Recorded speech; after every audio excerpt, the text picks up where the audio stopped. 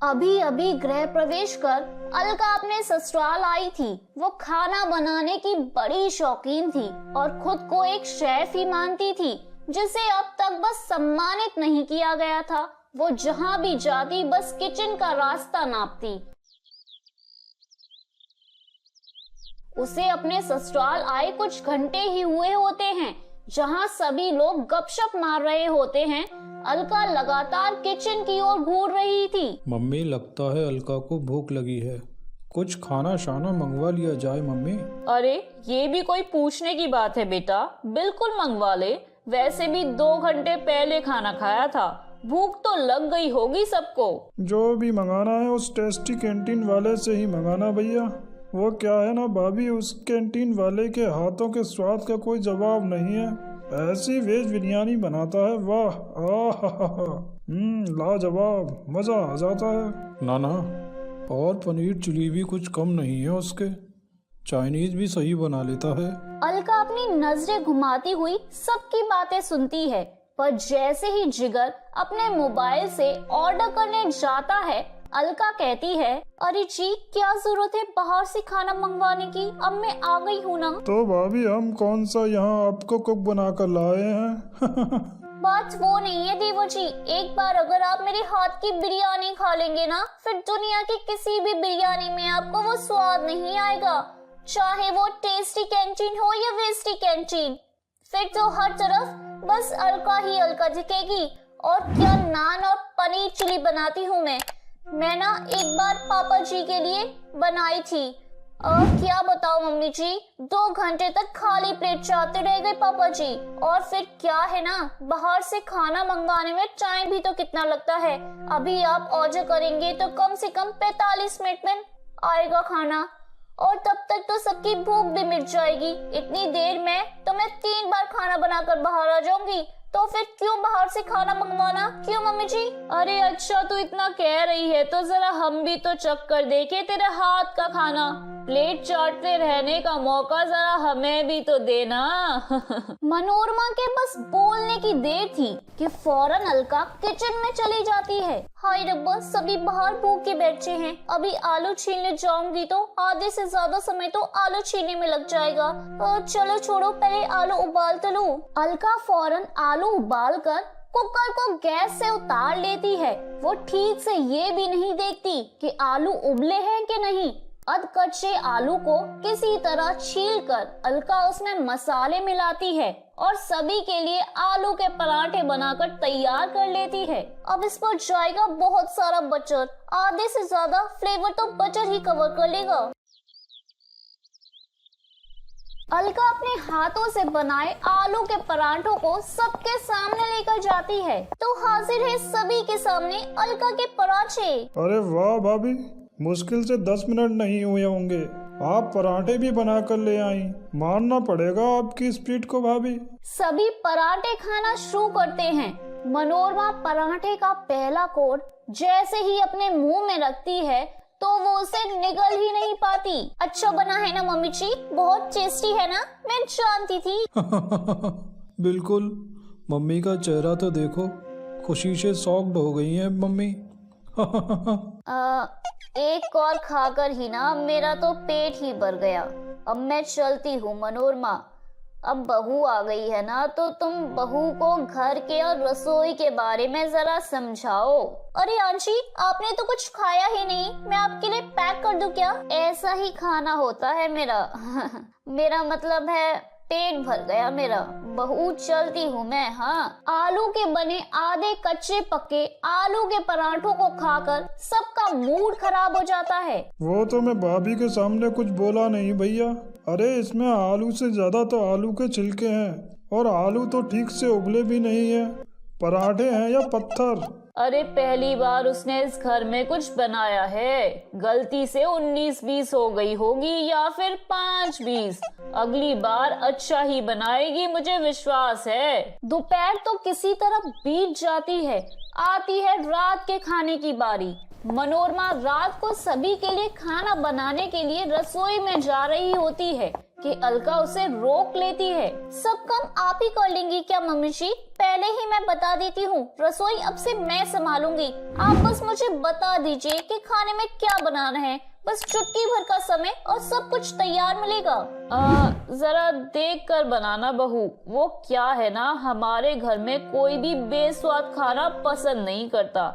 हमारे घर में लोग भूखे रह लेते हैं, पर अगर खाने में स्वाद ना हो ना तो तुम समझ रही हो ना बेटा। अरे टेंशन नॉट मम्मी जी। और जिद करके अलका चली जाती है रसोई में और बनाती है दाल मखनी, फ्राइड राइस और रोटी। पर दाल मखनी ऐसी जिसमें दाल से ज्यादा पानी, फ्राइड राइस ऐसे जिसमें मानो सब्जियां काट काट कर रख दी हो, और रोटियों के तो क्या कहने, आधी कच्ची रोटी।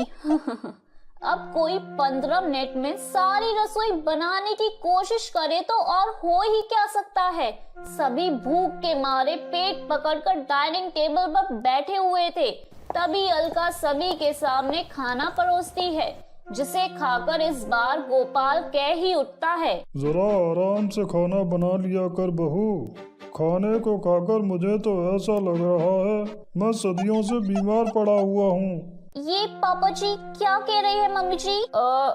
वो बहू तू रहने दे, अब से ना खाना मैं ही देख लिया करूंगी। अच्छा मैं समझ गई, आपकी फेवरेट पनीर चिली नहीं बनाई ना, इसलिए आप मुझसे नाराज है ना पापा जी? अरे पापा जी, माना कि मैं अच्छा खाना बनाती हूँ, पर एक टाइम पर सभी के लिए फेवरेट डिश तो नहीं बना सकती ना। अच्छा कल नाश्ते में ना मैं आपकी फेवरेट पनीर चिली बनाऊंगी, ठीक है? बस खुश। अलका का कॉन्फिडेंस देखकर और उसकी बातें सुनकर सभी अपना सर पकड़ लेते हैं। दिन बीतते जाते हैं और मनोरमा का परिवार भूख से सूखता जाता है, पर अलका अपना खाना बनाने का शौक नहीं छोड़ती। ऐसा कब तक चलेगा भैया? भाभी तो मानने को तैयार ही नहीं है कि वो अच्छी कुक नहीं है। मम्मी को भी किचन में नहीं जाने देती। ऐसे तो हम भूखे मर जाएंगे। और अलका के खाने से बचने का उपाय ढूंढते ढूंढते अलका के ससुराल वाले अपने घर पर एक कुक लेकर आते हैं, जिसे देखकर अलका कहती है, आप कौन है? आपको किसने बुलाया? अच्छा बर्तन धोने आई होंगी ना आप? मैं कोई बर्तन वाली नहीं, मैं खाना बनाती, जिसका खाना खाने को लोग ढूंढते बहाना। अरे तो फिर आप गलत घर में आ गई है आंटी जी। हमारे घर में आपकी किसी को भी कोई जरूरत नहीं है। शायद आपने देखा नहीं कि आपके सामने मैं खड़ी हूँ। मेरे रहते कोई भी कुक इस घर में टिक नहीं सकता। अरे अलका, वो क्या है ना, बेचारी कांता को कहीं काम नहीं मिल रहा था तो हमने इसे रख लिया है। तुम भी अब आराम करो ना, कुछ दिन तो हमें खाना खाने को मिलेगा। क्या कहा तुमने? वो जवान फिसल गई। अच्छा ठीक है, तुम कहते हो तो रख लेते हैं, पर कुछ दिन के लिए, वरना इसके हाथ का खाना खाकर ना तुम कमजोर हो जाओगी। कांता सभी के लिए दोपहर का खाना बनाती है और सभी खाने पर टूट पड़ते हैं, मानो न जाने कितने दिनों से किसी ने स्वादिष्ट खाना खाया ही ना हो। पर अलका को ये सब कहाँ पचने वाला था। उसे तो 2 मिनट में खाना बनाने की हड़बड़ी थी। बताओ, पैसे भी ले रही है और 2 घंटे लगाकर खाना भी बना रही है। इसे तो मैं इस घर में टिकने नहीं देने वाली मम्मी जी। अरे ऐसा क्यों कहती हो बहू? तुम इसे भी जल्दी जल्दी खाना बनाना सिखा दो। किसी गरीब के पेट पर क्यों लात मारनी? अगर कोई अलका को डायरेक्ट कहता कि उसके हाथों के खाने में स्वाद नहीं है, तो अलका उसे भी अपनी तारीफ के तौर पर लेती। अब उसके ससुराल वालों ने उसकी तारीफ करते हुए एक कुक रखने की सोची तो अलका को ये सब बर्दाश्त न हुआ। अलका के ससुराल वाले खाने की आस में परेशान हो गए थे। हर वक्त उनके मन में एक ही डर बना रहता था कि न जाने कब उन्हें अलका खाना बनाकर परोस देगी। ठीक से एक पहर भी नहीं बीता था कि कांता चिल्लाते हुए रसोई से बाहर आती है। अरे न जाने आप लोग इसके हाथ का बना खाना क्यों खाते हो? इसे तो खाने का खा भी नहीं पता। मैं तवे पर रोटी रखती हूँ तो ये रोटी उतार देती है, मैं गैस पर कुकर चढ़ाती हूँ तो ये कुकर उतार देती है, मैं तड़के के लिए टमाटर काटती हूँ पर ये टमाटर को बिना काटे ही दाल में डाल देती है। अरे ऐसा कौन सा खाना बनाती है? खाना खाने को होता है या निगलने को? बोलना तो नहीं चाहिए भाई साहब। 4 घंटे हुए हैं मुझे इस घर में आए हुए, पर इसकी हरकतें और खाना बनाने की स्टाइल को देखकर ना मेरा तो दम घुटता है यहाँ पर। इसके रहते हुए मैं इस घर में काम नहीं कर सकती। ये कहकर कांता सीधे दरवाजे से बाहर निकल जाती है। सभी नजरें झुकाए चुपचाप कांता को जाते हुए देख रहे थे, मानो उनके जीवन की आखिरी उम्मीद जा रही हो। और तभी अलका कहती है, क्या मैं इतना बुरा खाना बनाती हूँ? खैर आप लोग बैठिए, मैं 5 मिनट में खाना तैयार करके लाती हूँ। अरे लगता है हमारे जीवन में बेस्वाद खाना खाना ही लिखा है।